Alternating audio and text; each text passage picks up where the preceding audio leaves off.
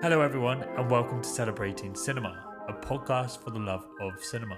I'm your host, Elliot, and on this episode, I had the pleasure to speak with filmmaker David Hinton, whose latest documentary, Made in England, the films of Powell and Pressburger, now screening at Lab, explores the incredible lives of both Michael Powell and Emeric Pressburger.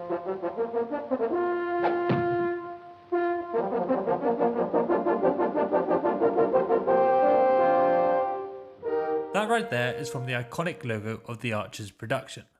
For many, the sound of an arrow hitting its target will spark instant memories of the start of any Michael Powell and Emeric Pressburger film. But if this is the first time you're coming across such names, be prepared. You're about to step into a whole new world of filmmaking. For those that might not be so familiar, Powell and Pressburger were an iconic filmmaking duo from Britain, who first started making films together in the 1940s. Their most iconic films include The Red Shoes, A Matter of Life and Death, and Black Narcissus, which you'll find on any list of greatest films of all time. What is particularly unique about this pair is the fact that they share the writing, directing, and producing credits for all the films they worked on together, even though it would only be Pressburger writing the scripts and Powell directing the films. For me, what's most quintessential about Powell and Pressburger films is that they embrace this idea of total cinema, incorporating all the artistic elements like dance, writing, music, art in a very radical and experimental way that somehow manages to connect with huge audiences. For me, I think it's because their films speak to the human condition, always questioning what it is to be alive. Speaking with David Hinton, I find out why he thinks Powell and Pressburger films are so timeless, why Martin Scorsese was the only narrator to tell this story, and what it was like working with Michael Powell himself on a previous TV documentary back in the 80s.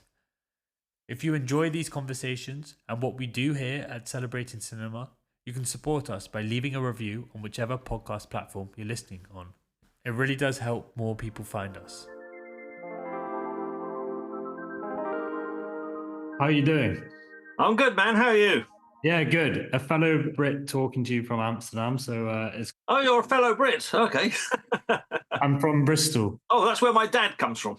Oh, really? My dad grew up in Bristol, yeah. Thank you for talking to us today. We always start our podcast by asking our guests what's their first memory of cinema. Wow, that's a really good question. You know, I've never actually considered that. But what flashes into my mind is being on summer holidays with my family in Marlborough, and my dad taking us to the local cinema there to see some sort of pirate film. Yeah, but I can't remember what the film was, so it's not a great anecdote, is it? How old were you then, do you think? I must have been about 8, I would say. How did your journey into film sort of follow from that? How did you find yourself making films? But also, I feel you have to be a big cinema lover to be making the kind of documentaries that you do. Well, I became a cinema lover sort of later than you'd expect. I always thought that I was going to be a writer. And, you know, when I was at university, I studied English literature, I did student journalism, and I moved, after university, I moved to London, you know, expecting that I would write for a living. But while trying to be a writer, I was doing very sort of, you know, poorly paid jobs as like a barman and that sort of thing. And I saw this job advertised in television, which was to be a researcher on a program called The South Bank Show, which was a new arts program that had just been created on ITV, hosted by Melvyn Bragg. So I applied for this research job, thinking that would be a more satisfying way to, you know, earn money. And yes, you know, I got completely absorbed then in making arts programs, and, you know, went from being a researcher to being a director and a producer. So I kind of learned about filmmaking through, I never went to film school or anything. I learned about filmmaking through making arts documentaries, you know, and through being in that environment, you know, I got very deep into cinema in general. And so it was like in my mid-20s, really, that I really got into movies. I believe on that show was where you first directed a TV show about Michael Powell, if I'm not mistaken. I did, yeah. No, I made a South Bank show about Michael, with Michael, when his first volume of autobiography came out. This week sees the publication of A Life in Movies, an autobiography by the film director Michael Powell. The films Powell made with his partner, Emeric Pressburger, such as The Life and Death of Colonel Blimp Black Narcissus and The Red Shoes are unique in British cinema, and almost every young British director now claims them as inspiration. Powell's work, always imaginative, often surreal, bizarre and fantastic, challenges the usual ideas of what British cinema might be. His story traces a very un-English obsession with film. About 1986, I think. So, yeah, hell of a long time ago now. So did you meet Michael Powell then? Oh, absolutely. The film we made was very collaborative. A lot of South Bank shows just consisted of Melvyn Bragg interviewing an artist, you know, kind of intercut with clips and stuff. But I knew Michael had this very sort of, you know, adventurous, kind of playful temperament.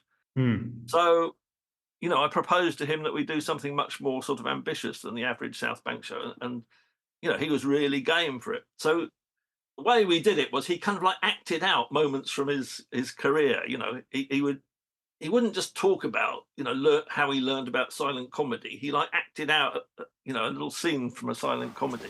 I'm the plumber, see? I come to fix the bathtub. I put down the old bag of tools on the table, and I hear a splash. Could it be a splash? I turn. I see the girl in the bath. 1, 2, 3. You know, so a lot of it was kind of, you know, funny little skits of him kind of presenting his story to camera, you know. A few remnants of it are actually in this new documentary made in England. So at one point, there's like a shot of a kind of a sort of an imitation of a glass shot from Black Narcissus, but with Michael in it. You know, and then we track back to reveal that it's a glass shot. You know, it looks like Michael's standing there in the Himalayas, and then we track back and reveal it's a glass shot. So that comes from the South Bank show that I did, yeah. You know, so there's a few odd bits of it in this new film. And what was your first encounter then with Michael Powell and Emeric Pressburger film? Do you remember that? Yes, I do. And that's a really vivid memory. It's seeing A Matter of Life and Death on TV. That is still one of my most vivid kind of TV viewing experiences. You know, I just think that the beginning of that film is like the greatest beginning to any film of all time. Are you in love with anybody? No, don't answer that. I could love a man like you, Peter. I love you, June. Your life, and I'm leaving you. Where do you live? On the station? No, in a big country house about 5 miles from here. Lee Wood House. Old house? Yes, very old. Good, I'll be a ghost and come and see you. You're not frightened of ghosts, are you? It'll be awful if you were. I'm not frightened. It just burned itself into my brain. The whole of that kind of first 10 minutes, you know, the whole kind of moving in from out in the universe, you know, moving into planet Earth, and then, you know, World War II is in progress, and then you cut into the inside of this burning bomber, and there's David Niven falling in love as he plummets towards his death. I mean, yeah, that really, really burned itself into my brain. How old were you then when you encountered that? I think I must have been about 20 at that point. And what is it, do you think, that drew you to them as filmmakers and their films? Well, I think I loved the kind of the color and the vividness and the kind of theatricality of their films. But I really got deep into it all through the man, you know, through meeting Michael. You know, I wouldn't say that I knew, you know, I knew the Powell and Pressburger films inside out before I did that South Bank show. Yeah. But, you know, I read the autobiography and, you know, I don't know if you've read it, but it's a fantastically kind of feisty, entertaining book. But it's also like a history of cinema, you know, from the silent era up until the kind of, you know, until 1950, you know, because Michael lived through the whole of that history, you know. So it was through reading that, you know, I got really drawn into the world of Powell. And then, you know, obviously in preparation for making the South Bank show, you know, I watched all the movies, and, you know, the more I watched, the more I loved them. And so when you're presented with this opportunity to then make a whole film about them, what is it that, again, drew you to tell the story and revisit it? Well, the South Bank show only told half the story, basically. It told Michael's story up until the making of the Red Shoes. I'd often spoken to Thelma, since I made that South Bank show, you know, I'd often spoken to Thelma about, oh, maybe we should do another one, telling the second half of the story, you know, in a sense, the more difficult years, you know, in a way, you know, the South Bank show ended on a huge high, you know, because the Red Shoes was such a high in the Powell Pressburger career. Yeah. But then, you know, as we tell in the new film, there were then a lot of difficult years after that. So we'd often talked about doing like a part 2 to the South Bank show, but that never happened. But then, when this new idea was suggested to me, I thought it was, just an opportunity to tell a much fuller version of the story, and also to kind of, to talk a lot more about Emeric's contribution to the partnership, because, the South Bank show was very much Michael telling his story, and this new version enabled me to kind of say more about, what Emeric contributed. That's something I noticed a lot in the film, that you really keep them together and it's sort of their enduring friendship. And I was particularly surprised because I'm familiar with Michael Powell and Emeric Pressburger, but perhaps didn't know quite the full story. And so when it says written, produced, and directed by both of them, I had assumed they had sort of an equal role in every aspect of it. And what you realize from this documentary, it's more sort of a synergy of Emmerich doing the writing and Michael doing the directing, but yet having this clear understanding. And I think it's like, it was very sort of warming to hear them sort of share those titles together, because it shows a respect of each person's role within making a film and that they both equally contribute to it. And what I also loved, because you also mentioned Thelma Shoemaker is both Michael Powell's wife, but also the notorious editor who's worked with Martin Scorsese. Yeah. And you talk about Michael Powell writing this biography and sort of it being a great sort of history of cinema. Martin Scorsese has done a couple of documentaries like The Voyage to Italy and also through the American cinema. And I think it was like sort of, he had already auditioned for the role and was perfect for it, because I felt like, again, I was taken for a lesson through history, or cinema history. But perhaps you could share why you made that decision or how it came to be, because I was also very surprised to hear of how intimate a relationship Martin Scorsese had with Michael. And I find it extraordinary that I knew Michael Powell. He was not only a support, but a guide. And that always leads back to those films he made with Emmerich. There's nobody I'd rather hear talking about cinema than Martin Scorsese. I mean, not only is he kind of the greatest living film director, as far as I'm concerned, he's also the most interesting talker about cinema, and probably the most knowledgeable about cinema, of all the great directors. For me, it wasn't a very difficult choice to make. Who do I want to present this film? Well, Martin Scorsese, of course. Also, at the same time that I was making that South Bank show, Michael was a very close friend to Scorsese. So, I already knew a lot about the fact that they had a very close personal relationship. And, I knew very well that Scorsese not only kind of loved the cinema of Powell and Pressburger, but had this very close personal connection to Michael. And so, it was a very easy decision to think, well, if Scorsese will do it, that'll be perfect. And once he agreed to do it, then the film was off and running. It was fantastic news for me that he was happy to do it. I believe a whole new generation are sort of going to be discovering Powell and Pressburger both through this documentary and sort of the reruns of their films that are going to coincide with this. But could you perhaps sort of share personally why you think it's so important that we sort of make sure that their memory and their ideas live on in cinema? I thought it'd be much more of a slog to get people to watch this documentary, and to there was just a big retrospective at MoMA and previously it was at the BFI. I thought it'd be a real slog to get people to go and see these films. Turns out the opposite's true. They've been fantastically popular, and not only have all the big movies kind of sold out, but you get 100 people going to see a Quota Quickie, which is one of Michael's kind of apprentice work. This has been fascinating to me. That there is a big audience for these classic movies, and a lot of them are young people. I'm often asked to say, why do you think young people are into Powell and Pressburger? And I don't really know, because I'm not young. You probably have to ask them. But I mean, I am delighted about it. And I think part of it now is that Powell and Pressburger do now really kind of permeate the culture. Certainly in Great Britain, they do. When I first met Michael in the 80s, he was just being rediscovered, as it were. He'd sort of disappeared almost completely. And the Powell Pressburger films had almost completely disappeared from view in the sort of 60s and 70s. By the time I met him in the 80s, largely thanks to Scorsese and you know, people like Coppola and the Americans, people were paying heed again to him and the films he made with Emeric, you know. And so he was on and up when I met him. You know, I'm very happy that he lived to see his reputation restored. Now you can barely talk to like a British artist, you know, not only just filmmakers, but writers, musicians, you know, comedians even, you know, everybody loves Powell and Pressburger. You know, it's a wonderful phenomenon, but not one that I can explain very easily.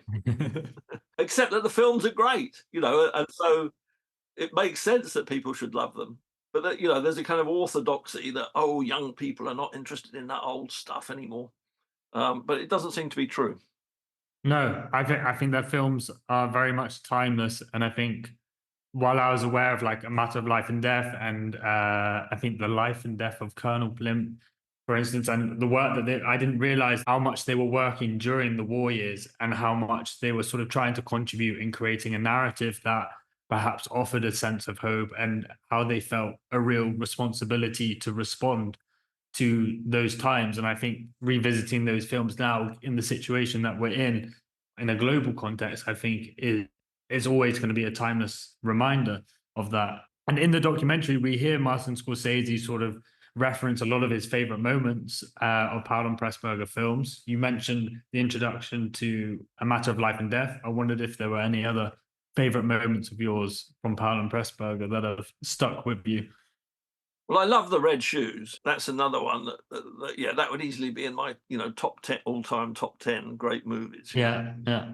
I love the whole world in which it unfolds. You know, I love films about, as it were, the world of making art. You know, and it captures so magnificently the, you know, the atmosphere of kind of creation in theatre. Why do you think it was so important for you to show somebody dying for their art? I think because I would do it myself. But then it has this unbelievably kind of bold stroke of presenting this ballet in this you know, in this extraordinary adventurous way.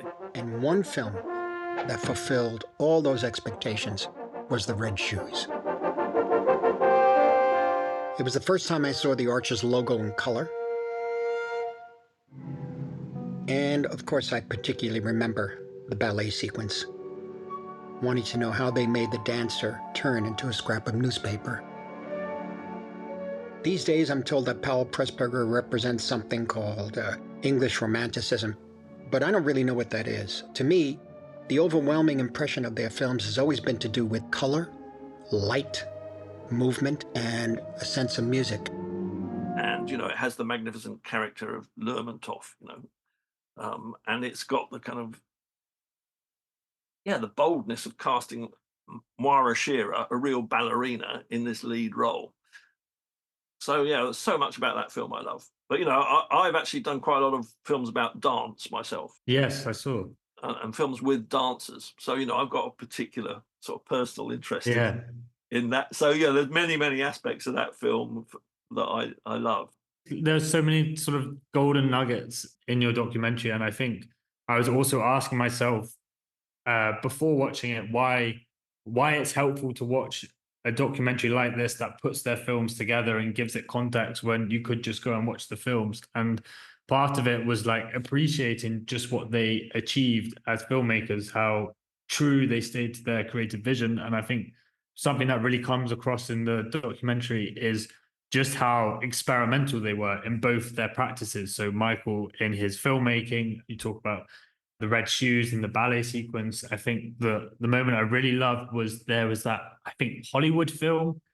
There's that scene where they do flashes of light, if I'm not mistaken, which like these lightning flashes, which I found really sort of just, it really startled you, but then you also appreciate just how artistic he was. And then on the other side, Emeric, I think it's the film 49th Parallel, where he starts to complicate the stories of, I think it's to do with Nazi German soldiers sent to Canada, and how he tried to show a more humanizing story to help us understand these characters.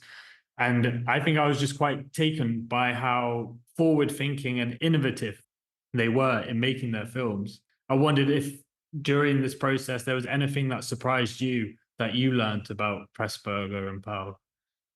Well, I think you put your finger on a very important thing, you know, which is that this is idealistic filmmaking. You know, they're not making films in order to make money. You know, they are part of a world of kind of commercial cinema. And of course, this is interesting too. And Scorsese makes this point that they're kind of subversive commercial filmmakers. Yeah. So they're not off in some corner, of making little experimental films. They're making movies to be distributed to big audiences. First of all, they're idealistic in the sense that during the war, they're films that are kind of supposed to serve a higher purpose. Yeah. They're not just to make money. They're to kind of, give heart to the population during a terrible war, and to sort of raise the morale of the people and educate them about what's going on in the war. And I really think that Michael and Emeric took all that very, very seriously, particularly Emeric being Jewish, having fled from the Nazis in Europe. It was very, very interesting what he did. Although he had all that history, he kept creating these very sympathetic Germans in the Powell Pressburger movies, which, was an extraordinary thing to do in the Second World War. But they made a film like Colonel Blimp right in the middle of the war. They're satirizing the British military. So they're both serving the kind of, the propaganda purposes that the film business is supposed to be serving at that time. And yet, even then, they're kind of subverting what they're supposed to be doing at the same time as they're doing it. So there's so many levels of fascination in that. But they're also idealistic filmmakers in the sense that they're very romantic filmmakers. They've got very grand ideas about cinema being an art and trying to live up to the possibilities of what that art might be. Obviously, Tales of Hoffmann is a kind of, as it were, the pinnacle of that. What they're doing in that film is saying, look, we can take aspects of every art. We can take music, and we can take painting, and we can take design, and we can take dance, and we can take literature. We can use all these things, and this makes cinema, as it were, the pinnacle, the greatest of all the arts, because it combines everything. I think Martin Scorsese refers to it as total cinema. Exactly. Yeah, exactly. It's even harder what they're doing. It's even a greater feat because to be as experimental as they are whilst trying to appeal to a wider audience is no easy task. Yeah, it's one of the really fabulous things about them, I think. Yeah. Yeah, and I think it's also important that you touch on Pressburger's background again, because I think, again, in the time that we're in, given the context of what's happening in the UK with the racist pogroms, I was quite taken by how this is also, to me, it struck me as like a celebration of migration and cultures sort of crossing, in the sense that these two couldn't have found each other if they never met, and how cinema would be far poorer without it. And I wondered if you thought about that at all whilst making it. I thought about that hugely, particularly as we started making it. We started working on it several years ago, and as Brexit was happening, this terrible event in British history, and so this title that we have, Made in England, obviously there's supposed to be lots of shades of irony in that, because we're talking about British filmmakers, but of course, Emeric is bringing this whole other kind of European sensibility into British cinema, and Michael, he's a very English guy in many, many ways. He sort of epitomizes Englishness, and he kind of, he played up to that, dressing up as Sherlock Holmes and things like that. But his whole education in cinema began abroad. He started off making American movies in the south of France. That experience of working with Rex Ingram on MGM films. When Rex Ingram and Howard Strickling and Harry Lackman said to me, stick around in Nice, I stuck. I should be so lucky. I was with a big American company working in Europe. Discipline was lax, and I had the run of all the departments. No studio police around. I was in the art department, the camera department, everywhere. But my favorite was the cutting room. People more and more are looking at the old films to see what they missed. What they missed was romance, mime, passion. That was hugely important to him, because that sort of shaped his ambitions about what a film might be. So they're making British films, but they're bringing in all these influences from outside Britain. And, the reason they went out of fashion in the 60s was qualities that they represent are not the qualities that are normally associated with British cinema. When I was growing up, most British cinema that was celebrated was like kitchen sink drama. It was kind of gritty realism, and of course, Powell and Pressburger are at the other end of the spectrum for that. From that, Is there a film from Powell and Pressburger that you find yourself returning to? Sounds like probably a matter of life and death, but I wonder if there's any others, because again, I remember Martin Scorsese mentioning how he revisits Colonel Blimp very often, or the meaning of the film has changed for him over the years. That's one of the things he says that has the most, that I feel is one of the most profound things he says in the documentary is how certain films you live with them. And he started watching Powell Pressburger when he's like a 10-year-old boy.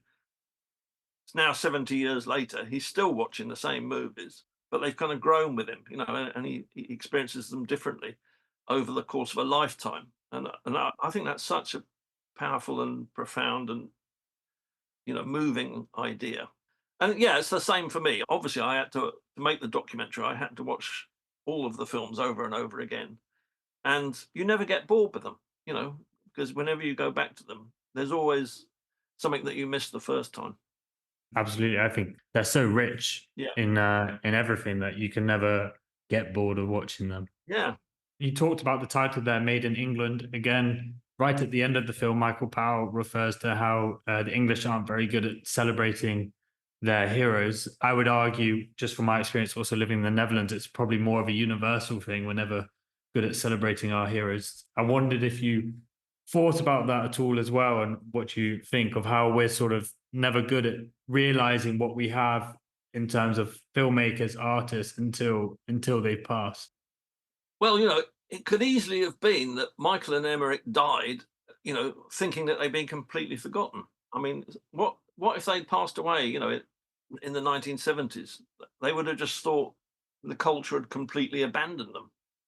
So what it's taught me is often it's just the energy of a few people who can sort of do the work of making sure that a reputation is preserved, And in the case of Michael and Emeric, not only Scorsese, but also Thelma has just played a huge part in this.